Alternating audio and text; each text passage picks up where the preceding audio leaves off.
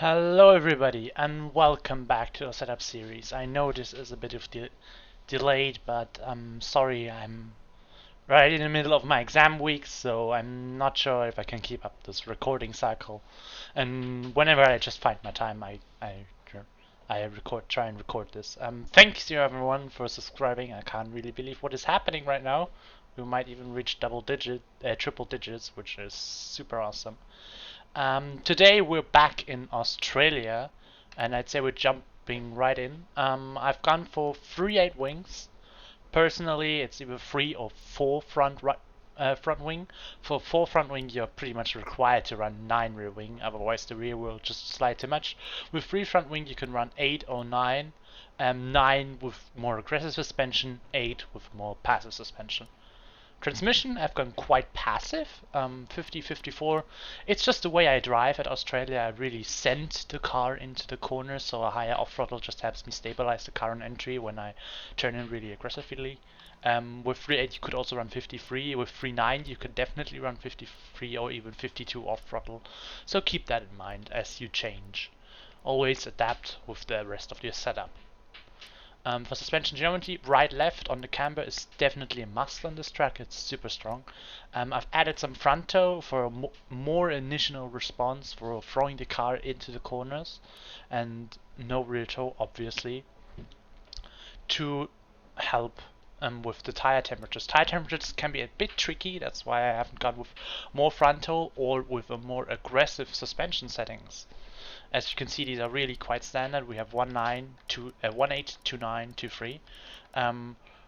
I have not gone super aggressive on the rear suspension to be quite stable on the traction, and anti-roll bars are actually the part that helps the car switch directions. So we have a lot of corners in Australia where you have first a right and a left. So the anti-roll bar helps with that, turning twice basically and helping through the longer corners. And the ride height is quite standard, 2.3. I wouldn't recommend going 1.3 because you will have trouble over curves, and I wouldn't recommend going 6.3 because you will just get too much understeer. So that's that. Brakes are 150. Tire pressures are minimum. Strategy wise, you can run soft medium and soft hard. I'd recommend going soft medium if you can afford it.